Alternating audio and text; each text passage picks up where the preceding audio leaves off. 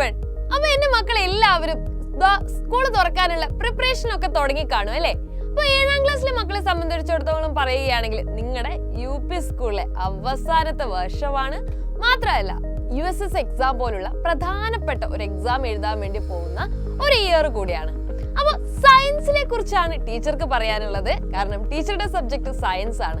അപ്പോൾ നമുക്ക് ഏറ്റവും പുതിയൊരു അപ്ഡേറ്റ് എന്ന് പറഞ്ഞു കഴിഞ്ഞാൽ സയൻസ് ടെക്സ്റ്റ് ബുക്ക് എല്ലാം തന്നെ അല്ലേ കഴിഞ്ഞ വർഷത്തിൽ നിന്ന് ഒരുപാട് മാറ്റങ്ങൾ ഉണ്ടാവാൻ സാധ്യതയുണ്ട് എന്നുള്ളതാണ്.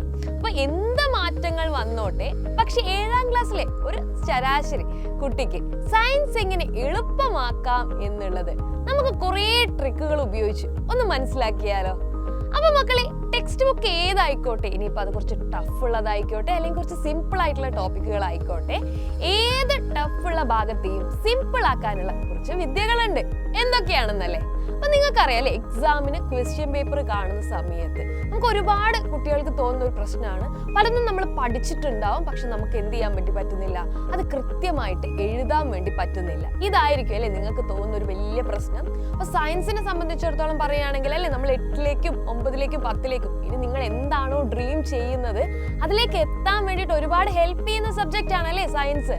അപ്പൊ നമ്മൾ എന്ത് ചെയ്യണം, കുറച്ചുകൂടെ കാര്യമായിട്ട് ഇത് പഠിക്കേണ്ടതുണ്ട്.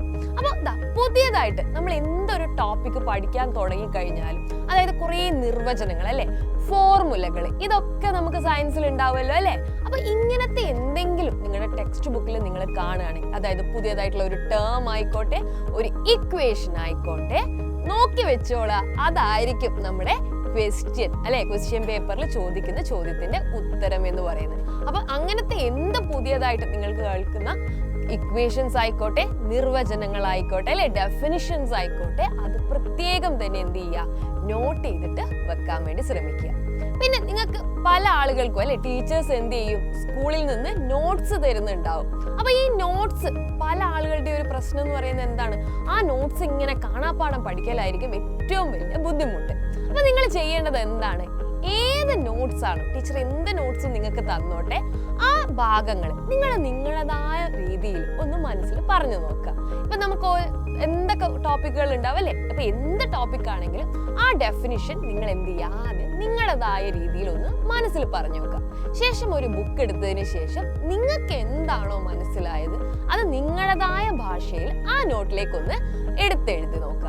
ഇനി എക്സാം ഒക്കെ സമയം ആവുമ്പോഴത്തേക്ക് നിങ്ങൾ ടീച്ചറുടെ ബുക്കിനേക്കാളും കൂടുതൽ ഡിപ്പെൻഡ് ചെയ്യേണ്ടത് എന്തിനെയാണ്, നിങ്ങൾ എഴുതി വെച്ച ആ നോട്ട്ബുക്കിനെയാണ്. അപ്പൊ നിങ്ങൾക്ക് പെട്ടെന്ന് തന്നെ അല്ലെ, സാധാരണ പഠിക്കുന്നതിന്റെ വളരെ കുറച്ച് സമയം കൊണ്ട് തന്നെ നിങ്ങൾക്ക് എന്ത് ചെയ്യും, കാര്യങ്ങൾ മനസ്സിലാകും, അത് നിങ്ങൾക്ക് നോട്ട് ചെയ്ത് വെക്കാൻ വേണ്ടി പറ്റും. പിന്നെയുള്ള വളരെ ഇമ്പോർട്ടൻ്റ് ആയിട്ടുള്ള ഒരു കാര്യമാണ് എക്സാമ്പിൾസ്. നമ്മൾ സയൻസിൽ എന്ത് കാര്യം പഠിക്കുകയാണെങ്കിൽ അല്ലെ, അതിലൊരുപാട് ഉദാഹരണങ്ങൾ, എക്സാമ്പിൾസ് ഉണ്ടാവും അല്ലെ. ആ എക്സാമ്പിൾസ് ഉറപ്പായിട്ടും അല്ലെ എക്സാമിന് വരികയും ചെയ്യും. അപ്പൊ അങ്ങനത്തെ എക്സാമ്പിൾസ് കണ്ടു വെക്കുകയാണെങ്കിൽ പ്രത്യേകം എന്ത് ചെയ്യുക, അതിന് മാർക്ക് ചെയ്ത് വെക്കുക. എന്നിട്ട് എന്ത് ചെയ്യുക, വീണ്ടും വീണ്ടും അതൊന്ന് വായിച്ചു നോക്കുക. അപ്പൊ ഇങ്ങനത്തെ കുഞ്ഞു ടിപ്സുകളാണ് മിസ് ഇപ്പൊ പറഞ്ഞത് അല്ലെ. ഇതുപോലത്തെ ഒരുപാട് ടിപ്സുകൾ ഇനിയും നിങ്ങൾക്ക് വേണ്ടി കാത്തു നിൽക്കുന്നുണ്ട്. അപ്പൊ നിങ്ങൾ എല്ലാവരും എന്ത് ചെയ്യുക, ഇതുപോലത്തെ ടിപ്സിനും സ്റ്റഡി പ്ലാൻസിനും ഒക്കെ വേണ്ടിയിട്ട് നമ്മുടെ ചാനൽ ഒന്ന് സബ്സ്ക്രൈബ് ചെയ്ത് വെക്കുക. നമുക്ക് വീണ്ടും കാണാം. ബൈ.